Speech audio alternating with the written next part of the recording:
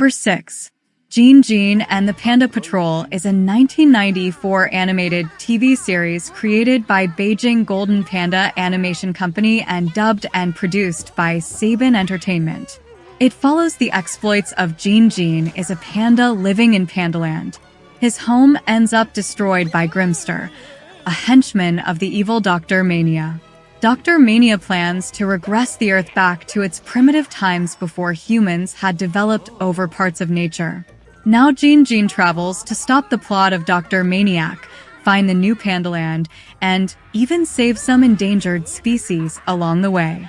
Just like our previous entry ownership of the series passed to Disney in 2001 when Disney acquired Fox Kids Worldwide, which also includes Saban Entertainment. Gene Gene and the Panda Patrol ran for 26 episodes. Number 5. Beethoven. Beethoven is a 1994 American Saturday morning cartoon television series loosely based on the 1992 motion picture of the same name. The series was produced by Northern Lights Entertainment and Universal Cartoon Studios and aired for one season on CBS Saturday mornings, with 13 episodes with two 10-minute segments produced. Dean Jones, who played Dr. Varnick in the film, voiced the role of George Newton. Nicole Tom, who played teenage daughter Rice in the film and Beethoven II, was the only cast member from the films to reprise her role in the series, partly due to her presence in CBS's own prime-time series, The Nanny, in where she was contractually obliged to portray the Maggie Sheffield character. The show follows the exploits of the Newton family, their Saint Bernard dog, Beethoven, who gets in different mishaps time after time. When not with the Newton family, Beethoven spends time with three other dogs, Sparky, the stray from the first film, Ginger, and Caesar. Unlike the film, Beethoven has a speaking voice, at least among the other animals.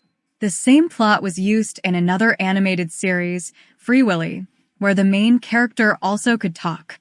The show was executive produced by Ivan Reitman of Ghostbusters and Space Jam fame. Other credited producers include Paul Germain, who would go on to produce such classics like Nickelodeon's Rugrats and Disney's Recess. Number 4. Free Willy. Free Willy is an animated television series inspired by the 1993 film of the same name. The television show was produced by Warner Brothers Television, Regency Enterprises, Canadian company Nelvana, and French company Le Studio Canal Plus for Warner Brothers Studios. The show continues the adventures of the killer whale Willy and Jesse, the boy who freed him from captivity as shown in the film. In retrospect, the series also anticipates multiple plot elements of the film sequel, Free Willy 2, The Adventure Home, released the following summer. The plot centers around Jesse, who has been adopted by his foster parents, the Greenwoods, and they have moved from Seattle to the Pacific Coast. He is given a job at the Misty Island Oceanic Reserve, a local wildlife rescue and research institute where Randolph, his Native American mentor from the movie, now works. In the first episode, Jesse discovers he has the ability to talk to animals and understand their speech. Randolph, a Haida, explains that he is a truth talker. This revelation allows for Willy and the other sea creatures featured in the show to have full personalities and more prominent roles in key plot events. Jesse and Randolph work with Mr. Noggle, the head biologist, and Marlene, a research assistant, who are studying Einstein, a dolphin, and Lucille, a seal, teaching them behavioral communication with normal humans. In the animated series where the sea animals can talk, including Willy, Jesse is the only one who could talk to Willy and the sea animals.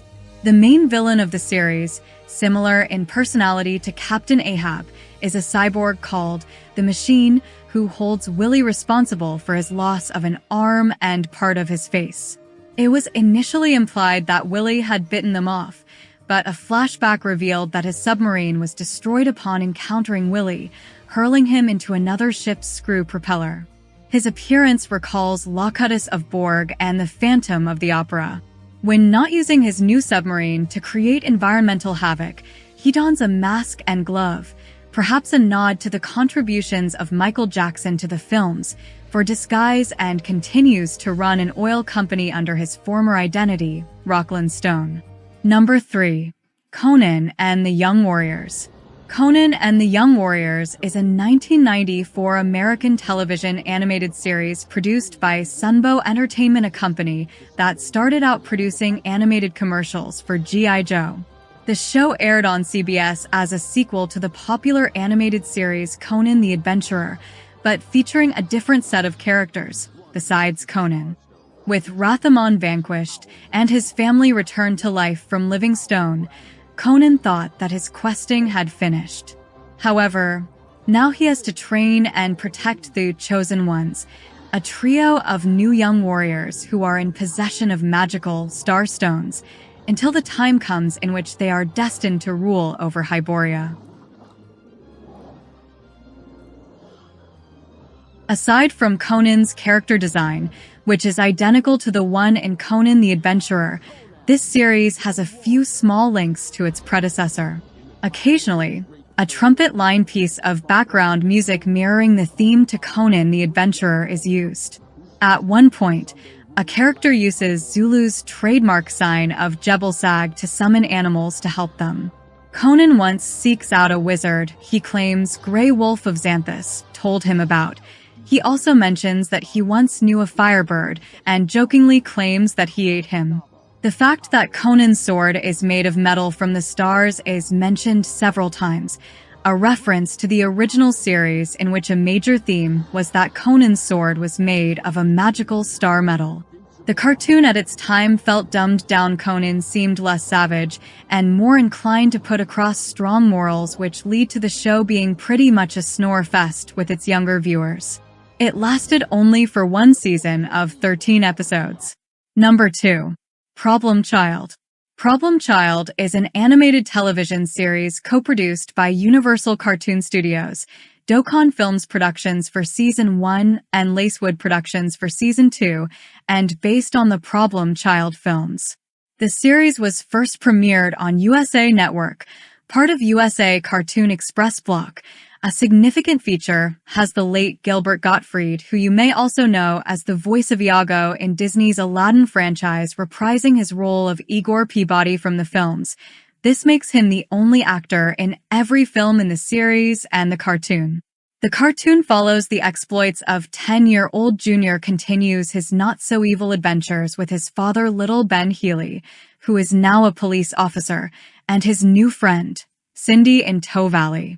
Junior continues to make life miserable for those who get in his way, like his principal Igor Peabody and Junior's grandfather Big Ben Healy, with pranks and mischievous ideas.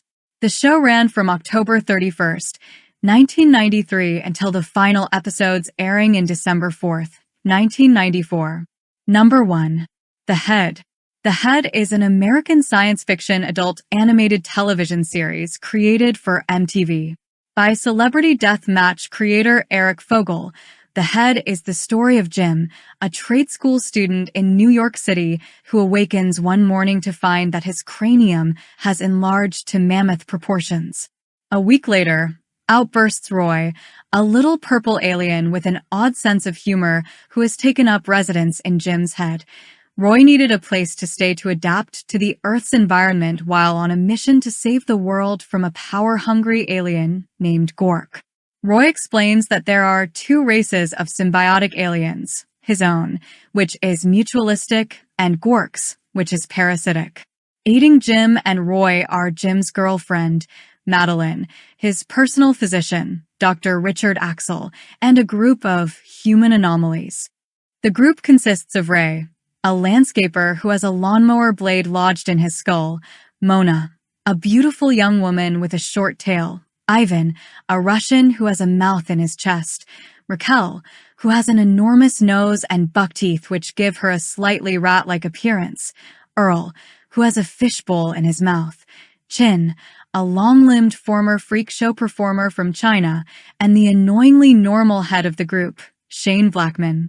A notable aspect was that it was the first ever voice acting role for legendary voice actor John DiMaggio, who would later go on to voice iconic characters like Bender Jake the Dog from Adventure Time and Marcus Phoenix from the Gears of War franchise. After the initial 13 15-minute installments had aired, MTV's Oddities began airing another series, entitled The Max. When The Max had finished airing, the head returned with a 15-minute recap of Season 1, The Pasquale Mendoza Show, and a new season of 30-minute episodes, but the focus often shifted from Jim and Roy to the other human anomalies they had befriended. The second season lacked the serialized story structure, and each episode began with a secondary opening sequence, following the Oddities credits, which introduced the characters/premise. Shortly after the second season finished airing, the head, along with MTV's Oddities, vanished from the airwaves. Thanks for watching, and remember to like and subscribe and leave a comment below on how you feel about the list.